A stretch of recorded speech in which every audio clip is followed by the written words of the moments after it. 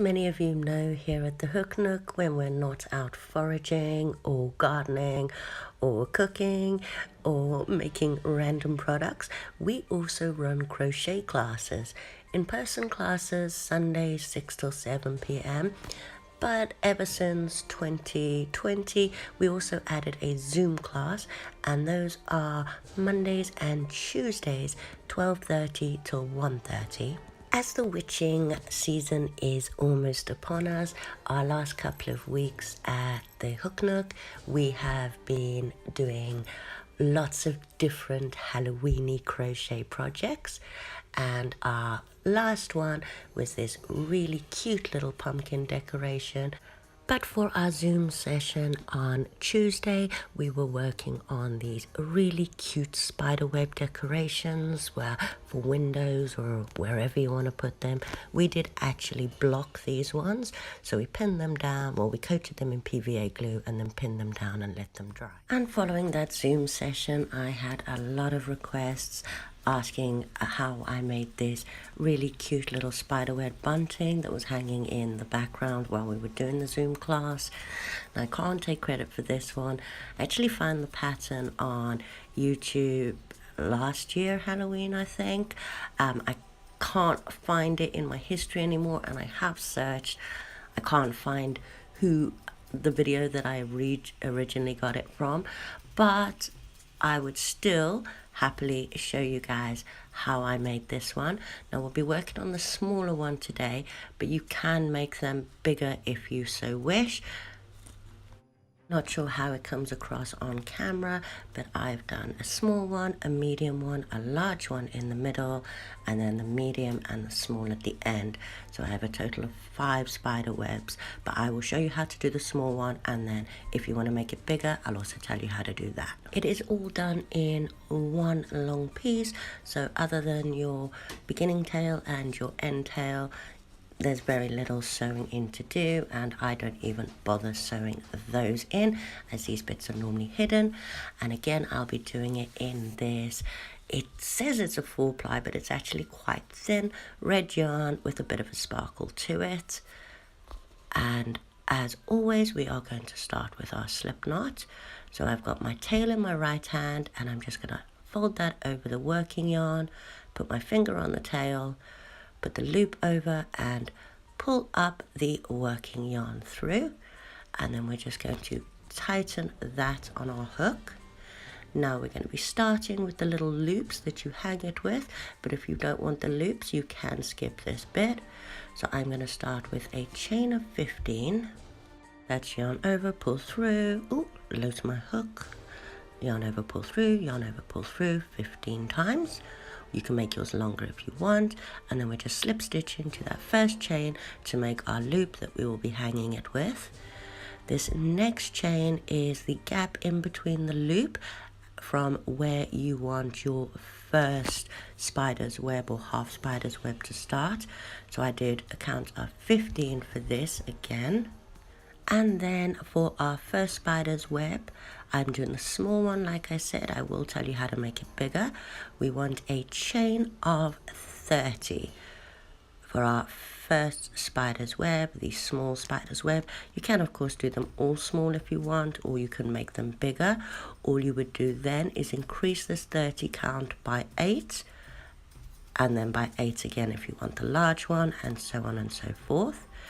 So I have my 30 chains, well 30 plus 15. We'll be working treble crochets and chains and slip stitches for this entire project. So we're going to treble crochet in the 6th chain from the hook.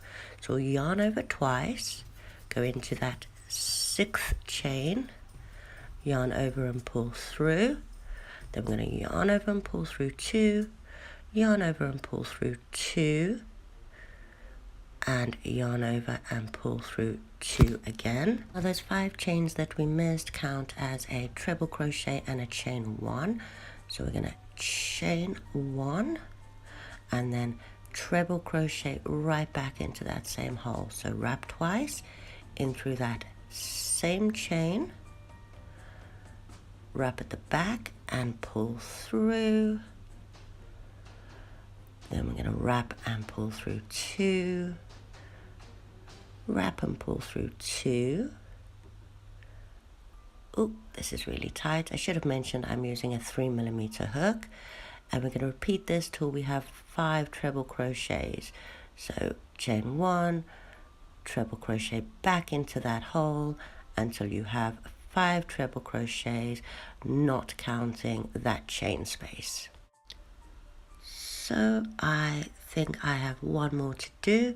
So 5th treble crochet, and now we're going to, on that working chain that we started, we're going to chain 1, and in our 4th chain along we're going to slip stitch, and then we've done the first round of our spider web. Now going to slip stitch all the way along, so slip stitch into the next 4 chains along. So that's including the slip stitch you attached, and we're now going to do a chain 3 in between. So chain 3, turn your work and treble crochet into the top of that previous treble crochet. Chain 3, treble crochet into the next one, and continue this process along until you get to that last treble crochet from the previous round.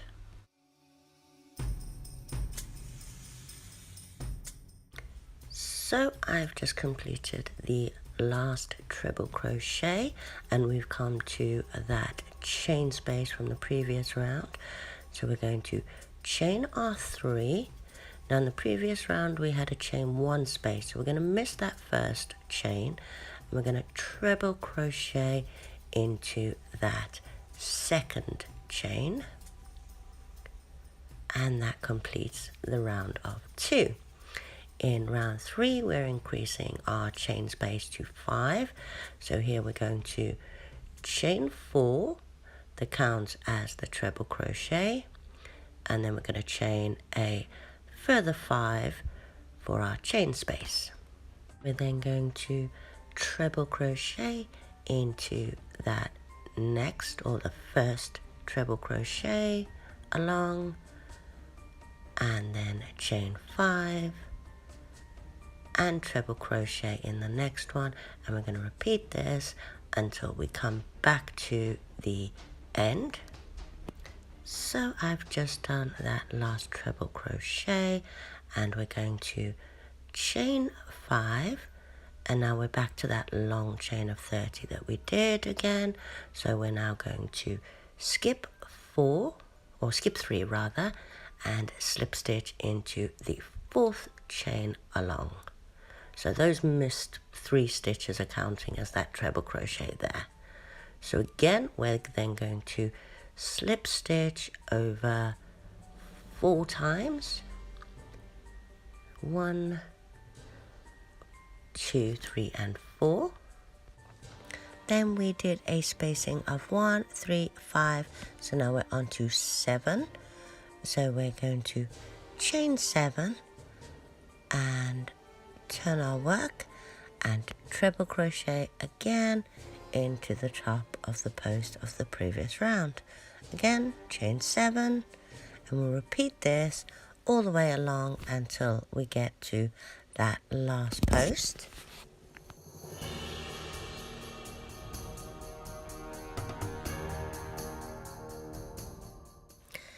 So I'm just completing my last treble, and I've chained my 7. On the previous round we had a space of 5, so we're now going to skip those 5 and treble crochet in that 6th chain along, and that completes round 4 of our spider web. So now we're going to be working back again down to that loose chain. So we had chain space of 7, so we're going up to 9. So we're going to chain 4 to count as our treble crochet, and then we're going to chain a further 9 for our spacing of 9 in between our trebles.